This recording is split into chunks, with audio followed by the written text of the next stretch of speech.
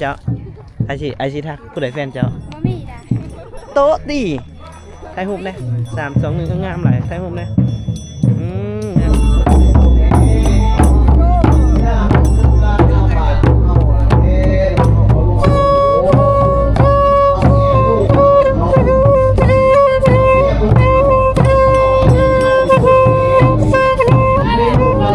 แต่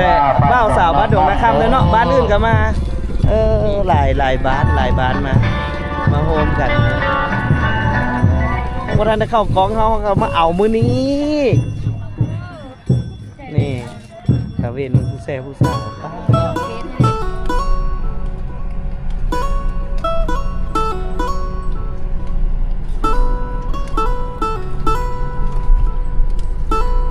มือนี้นี่เพิ่นจะมีการเด็ดดอกไม้ไปบูชาพระธาตุในพี่น้องมือนี้บ่เตียงครับจะให้พี่ให้น้องได้เบิ่งน้ำกันอีกก่อนจะปิดท้ายรายการนะพี่น้องเนาะเพราะว่าคนจะลั่งไหลลงไปบูชาพระธาตุนี้ก็คือเป็นพระธาตุที่ศักดิ์สิทธิ์นี่เดี๋ยวเราลงไปเบิ่งกัน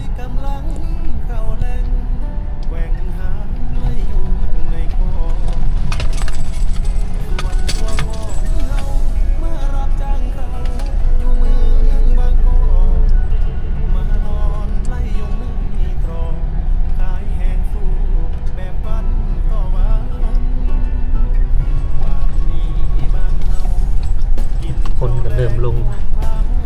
ปกตินั่นหลวงพ่อที่มาสร้างพระธาตุนั้นมันอยู่ผ่านนี่แล้วเพิ่นย่างไปสร้างพระธาตุอยู่พุ่นพระธาตุนี้ห่างจากบ้านประมาณ1 กิโลเมตรคนก็เปลี่ยนกันขึ้นกันลงไปบูชาพอดีนะเฮาก็มีบุญฮอดยอดแก้วได้กราบเพิ่นนำเนาะบ่สุกเนาะเราก็ได้กราบเพิ่นนึง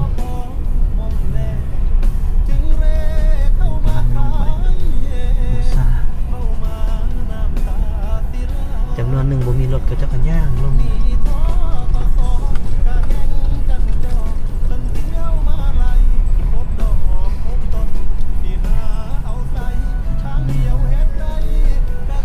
คือคนแถวนี้นี่บ่ต้องส่วนกับเจ้าขึ้นรถนำเลยล่ะถ้ากับเจ้าเคยย่างกับเจ้าสิบ่ขึ้นเลย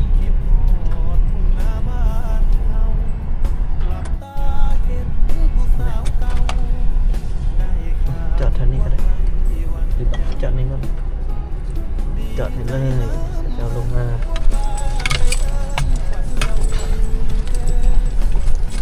หอนแล้วพี่น้องจอดนี่แล้วผู้สาว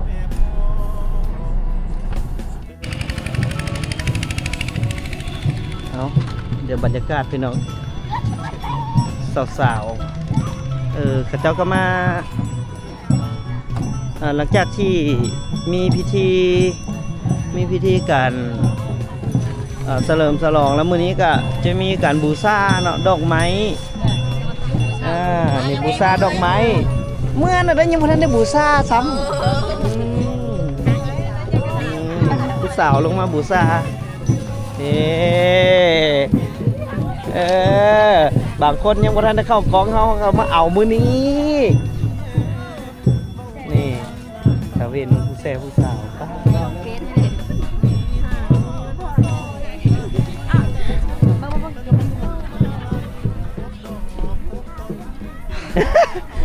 เจ้านี่เอาเงินตลอดเนาะเอาบุญเอาบุญลืมเอาบุญก็เอาบุญซะนะเฮ็ดบุญบ่แม่นเอาเงินเจ้ามาเอาบุญบ่ล่ะชื่อหยังล่ะชื่อเซินสาวเซินมิตรถามแต่บ่ชื่อเนาะเจ้าก็เว้าให้อายนะอันนั้นหมู่เจ้าเบิดบ่4 คนน่ะมาแต่บ้านใดนาสมบูรณ์โอ้นาสมบูรณ์ก็มาเฮ็ดบุญอยู่พี่ผู้ใดมากับแฟนบ่ผู้ใดแฟนเจ้าไอชีทักผู้ใดแฟนเจ้าบ่มีจ้ะโต๊ะดิไทยหุบเนี่ย3 2 1ก็งามหลายไทยหุบเนี่ยงามเรียกขอไทยหุบเนี่ยงามมาให้อายถ่ายได้หน่อยนึงเด้อยิ้มดีบ่ต้องอายสวยแท้ 3 2 1งามโอ้งามหลายสาวเซินบ้านเจ้าบ้านอย่างไรลืมละตาฮักตาแพงอยู่ได้พี่น้อง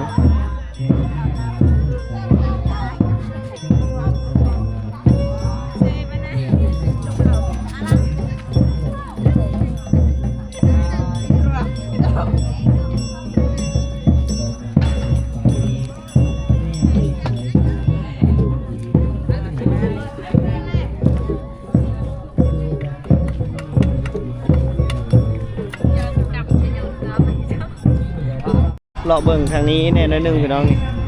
ทางนี้กะเพิ่นกะเตรียมจะมาบูชาบ่แม่นทุกๆวันศีลที่มาบูชานี่ทุกวันศีลเลยบ่ทุกวันศีลแล้วแม่นเฮาจะเอาดอกไม้เอาธูปเทียนมาบูชาแบบนี้ตลอดเนาะอ๋อ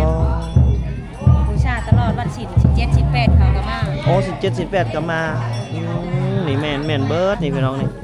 มานำกันเบิดนี่เนาะโอ้บ่แม่นเท่าแต่บ้านดงนาคำเลยเนาะมาบูชานี่เนาะบ้านอื่นก็มาเนาะบ้านอื่นก็มา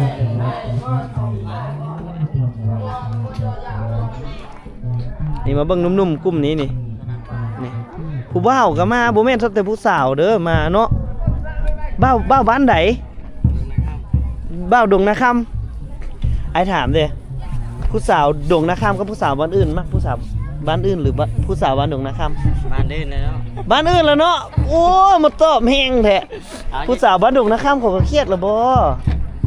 โอ้เป็นอย่างจังมากบ้านอื่นบ้านเดี๋ยวเห็นคู่มือมันบ่เห็นกันตลอดเนาะบ้านเฮาได้สาวบ้านเป็นร่มสาวบ้านนี้บ้านอย่างก็อาจจะอยู่บ้านอย่างก็อยู่ในถามบ่ได้ถามไอ้ถามให้เด้อจะถามไหมถามบ้านเอาสูบยาเบิ่งก่อนเลยจังหน่อยหมู่4นะไปก็ได้ยานะซ้ำยาบ่สำคัญเท่าผู้สาวดอกผู้สาวผู้บ่าวบ้านดงนาคำสนใจผู้บ่าวบ้านดงนาคำบ่มาละบ่าวบ้านดงนาคำนี่รออยู่บ่รออยู่เนาะได้อยู่ติสำนี่ได้อยู่บ่สำอายโอ้ยมีเมียแล้วลืมโอ้ยยอกคัดได้ยอกแล้วก็เกิดเลยได้เนาะที่จริงเงินผู้สาวบ้านดงนาคำเฮาก็หลายอยู่ได้เนาะแต่ว่าก็เปลี่ยนกันเนาะเฮาก็ไปร่วมบ้านอื่นถามผู้สาวด้วยว่าผู้สาวอยู่บ้านใดถามเด้อเอามาตัวใส่อีกบุดิโอ้ยข่อยกำลังพาผู้บ่าวมาล้มสาวโอ้ยมาบริสุทธิ์ในเดือนนี้เป็นเดือนยังเดือนบักไก่แล้วเดือนแห่งกุมภาพันธ์วันแม่แล้วเดือนเนี้ยช่างคนมีครูมาแล้วได้เฮามันบ่โอ้ยหยาดซินผู้บ่าวค่อยเสยโอ้ยแล้วไปแล้วผู้บ่าวค่อยโอ้ย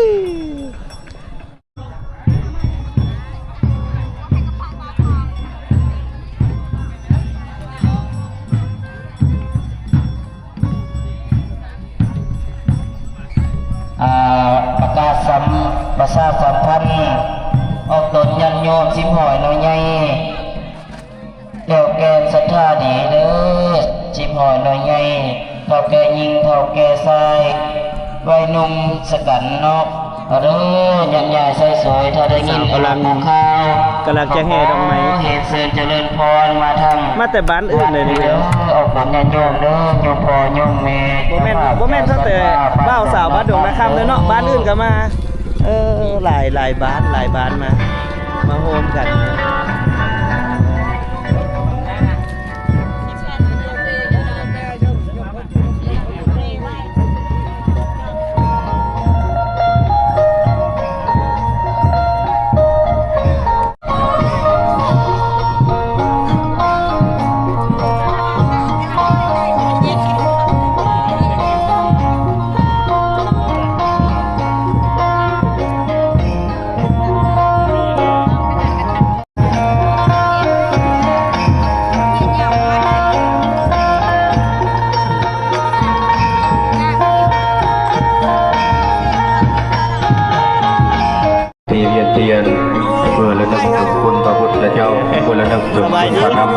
ยังมาเวียนก่อนจะเมื่อคุณพระสัตว์เจ้า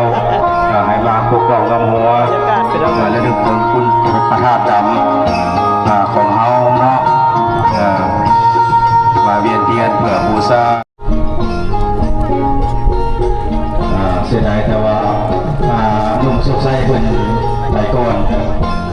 ปีหน้าแล้วเอาไป3 คืนรถ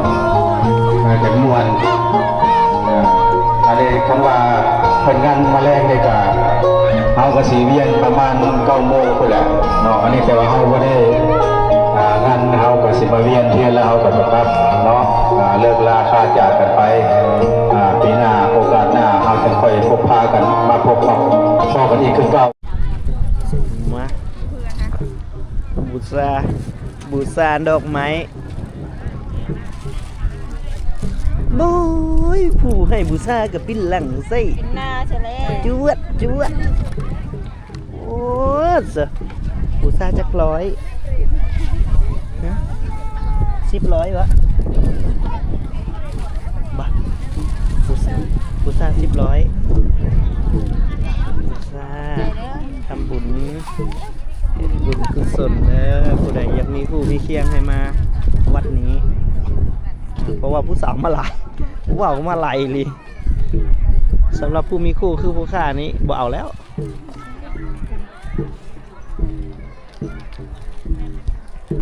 แสงเรื่องจากเบิ้ลแล้วพี่น้องเลย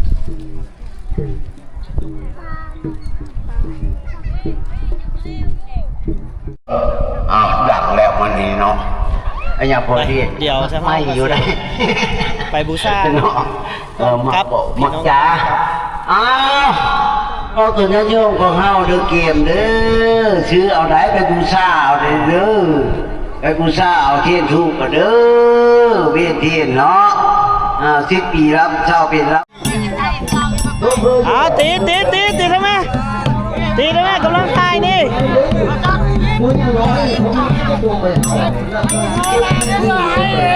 ตีได้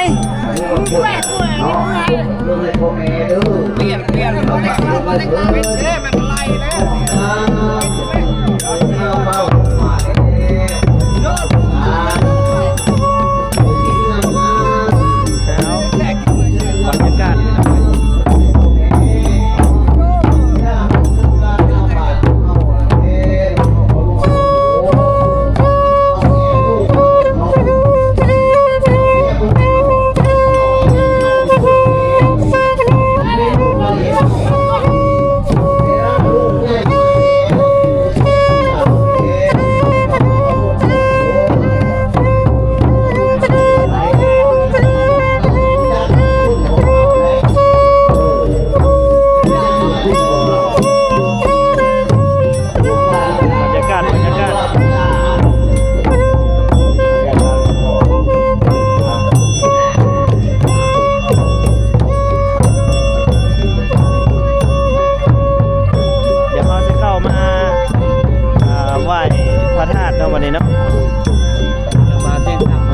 สบายดีเด้อสบายดี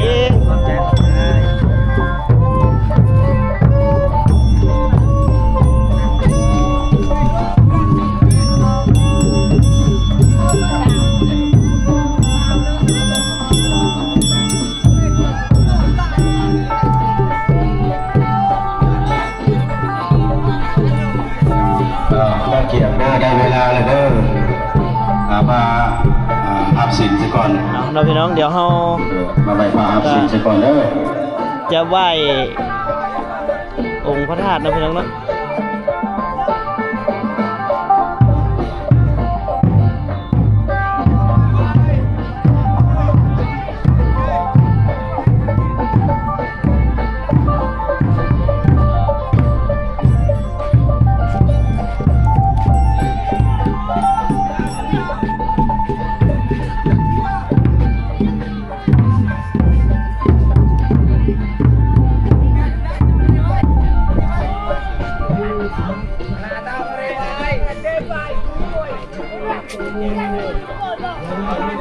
บอสุกไข่นะยืนอยู่นี่ครับพอแจมพอเป็นน้ำกระจก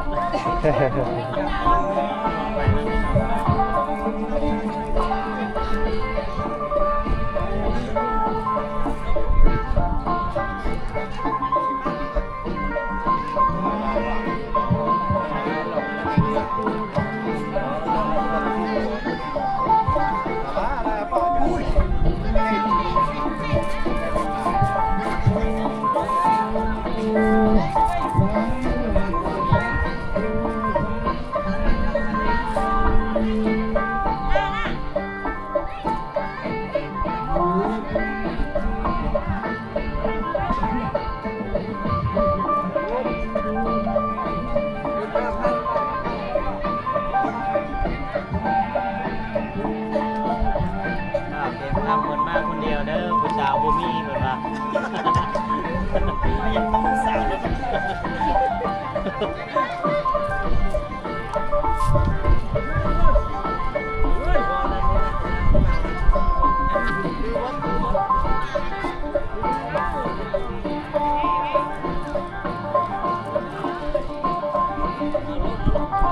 อาโรตั้งอกตั้งใจ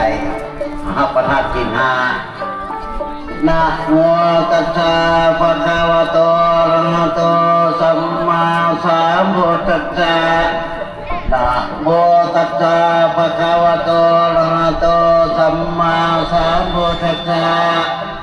นะโมตัสสะภะคะวะโตอะระหะโตสัมมาสัมพุทธัสสะ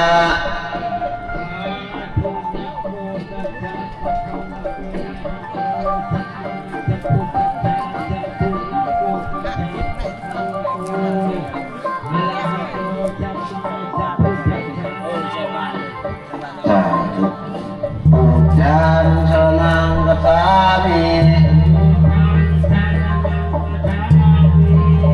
ธัมมังชนังกัสสามิ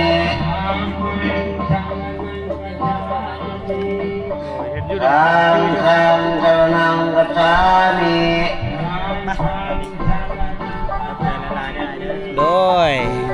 เอาพี่น้องเดี๋ยวพ่อเตียงก็สิได้จบคลิปไว้แต่ซ้ำนี้ก่อนเนาะเอาไว้โอกาสหน้าเดี๋ยวพวกเราจะมาสักการะบูชาองค์พระธาตุนี้ใหม่สำหรับ EP นี้ก็ขอบคุณสำหรับปีนี้สบายดี สบายดีเพราะว่าถือว่าปีนี้ก็ถือว่าเพิ่นฉลองอยู่เดือน4เนาะ แม่น แม่นอยู่เดือน4ปีหน้าเพิ่นขึ้นถ้าเพิ่นขึ้นเป็นงานปกติแล้วก็ถือว่าปีหน้าเฮาก็สิได้เป็น เดือน3 เป็นจะเป็นเดือน เดือน3เพลง ถ้าจัดถ้าโอกาสดีมีคนสักการะบูชาหลายคนศรัทธาหลายก็เพิ่นก็สิได้จัดยิ่งใหญ่ ขอให้วงดนตรีแก้วสุขใสมากคือเก่าเด้อม่วนหลายสาธุ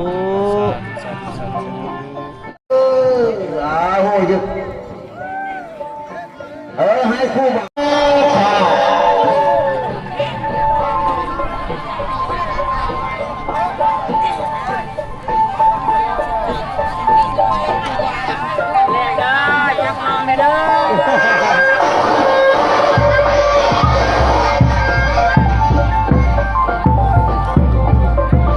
พิธีเวียนเทียน ผมมีของเนาะ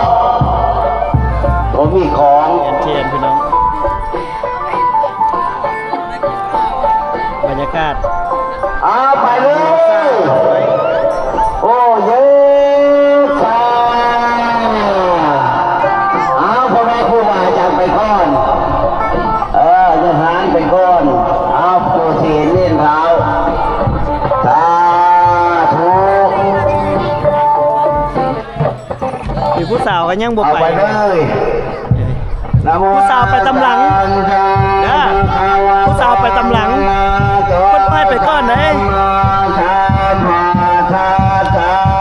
นะโมตัสสะภะคะวะโตอะระหะโตสัมมาสัมพุทธัสสะนะโมตัสสะภะคะวะโตอะระหะโตสัมมาสัมพุทธัสสะอิติปิโสภะคะวะอะระหังสัมมาสัมพุท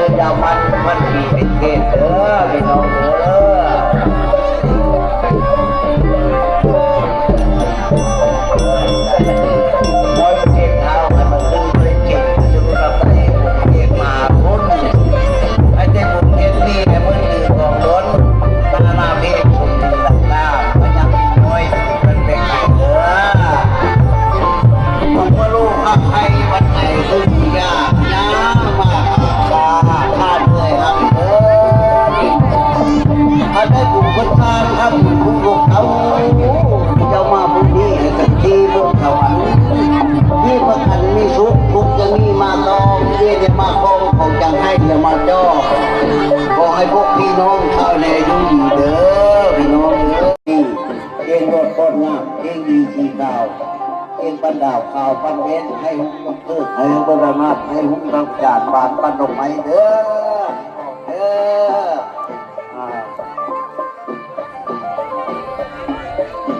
พุ่งต้นกระพือที่เทนเนาะปีหน้าเด้อเด็ดปีหน้าโคตรเดินเข้าภาษาได้อย่างที่พูดคนเงี้ยผู้ฟังอาจารย์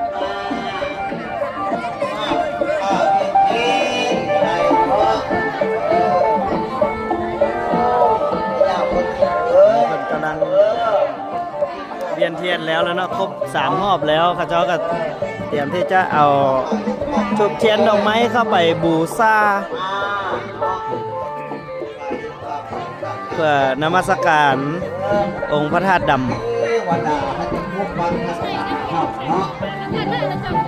เทวดาพวกปักหักพวกปกเฮาเหตุของประเพณีลาวพี่น้องเอ้ยที่สืบสานกันมาตั้งแต่รุ่นปู่รุ่นย่าว่าแต่โบราณกาลจนถึงปัจจุบันเนาะลูกหลานผู้เกิดใหม่ใหญ่รุ่นก็ยังสืบทอดยังสืบทอด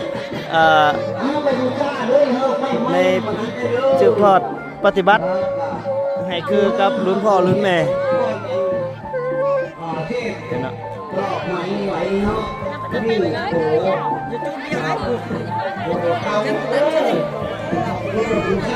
บรรยากาศเนาะถือว่าได้กินไอของความเป็นลาวแบบดั้งเดิมที่สุดเลยเนาะ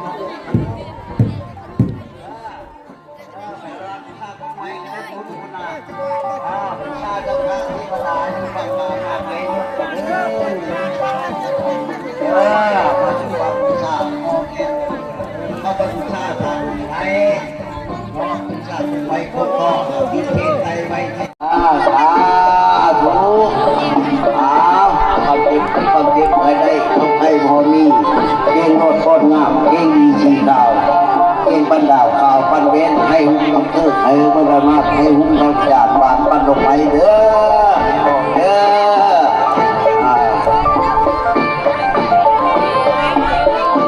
พุ่งต้นกระพือที่เทนเนาะ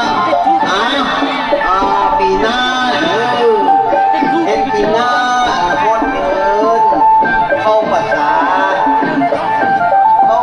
ได้อย่างที่พูดคนเงี้ยผู้ฟังอาจารย์ข้าวที่ไรเนาะ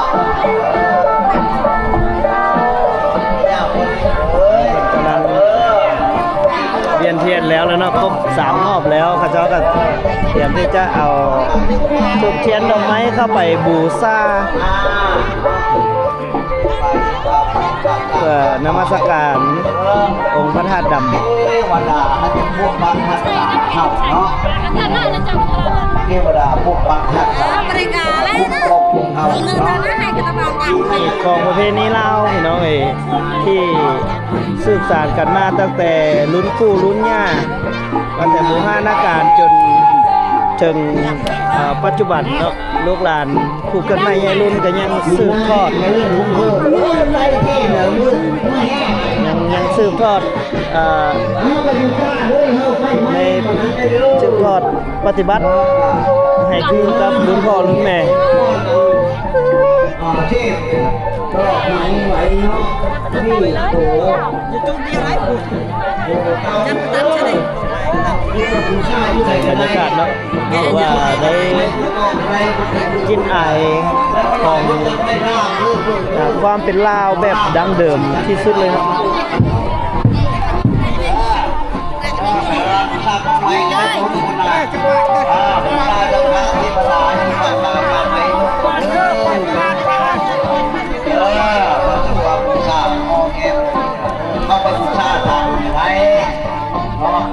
ไปพบต่อที่เทศไทยไปเทศนาเนาะที่เทศไทยไปเทศนาผู้จิตผู้กรรมผู้พระผู้เจ้าเนาะผู้โลกผู้นักขับโลกมหาอัตโตโคต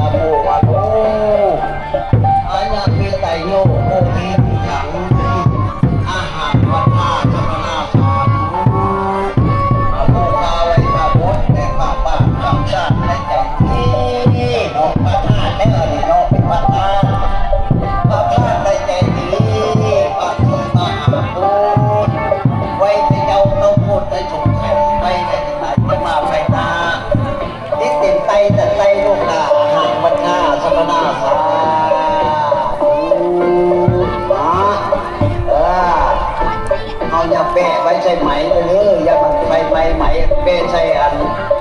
ดินก็ได้เนาะเป็ดได้ดินก็ได้เด้อเฮ้ยว่ามาเด้อครับไม่มามา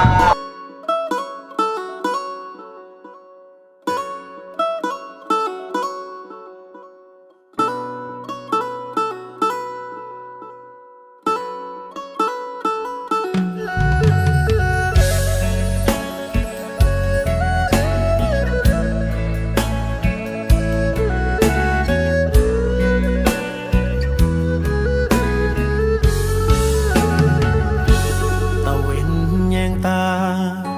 เวลา6 โมงแลงบัวควายกำลังเข้าแหลงแกว่งหางไล่ยุงในคอส่วนตัวของเฮาเมื่อรับจ้างเขาอยู่เมืองบางกอกมานอนไล่ยุงในตรอกขายแหงสู้แบบวันต่อวันป่านนี้บ้านเฮา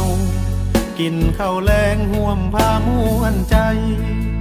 จำปนปลาเข็งแม่ไทยลวกยอดผักใส่ข้างบ้านมาเดินกินข้าวเสียงยายเท่าเอิ้นเอาลูกหลานแต่เฮาหลายปีที่ผ่านวิ่งไล่ความฝันต่อไปพ่อแม่ที่รอข้าวกินบ่พอมอมแลงจึงเร่เข้ามาขายแหงเมามาน้ำตาสิไหลนี่ท้อกสกะแห้งจันจอเพิ่นเที่ยวมาไล่ทบดอกทบต้นสิหาเอาใส่ทางเดียวเฮ็ดได้ก็คือขายตะเวนแยงตาคิดฮอดทุ่งนาบ้านเฮาหลับตาเห็นผู้สาวเก่าได้ข่าวว่าใกล้วันแต่งดีใจน้ำพันบ่กล้าไปเอิ้นขวัญเจ้าคำแพงทุกมื้อเลิกงานยามแล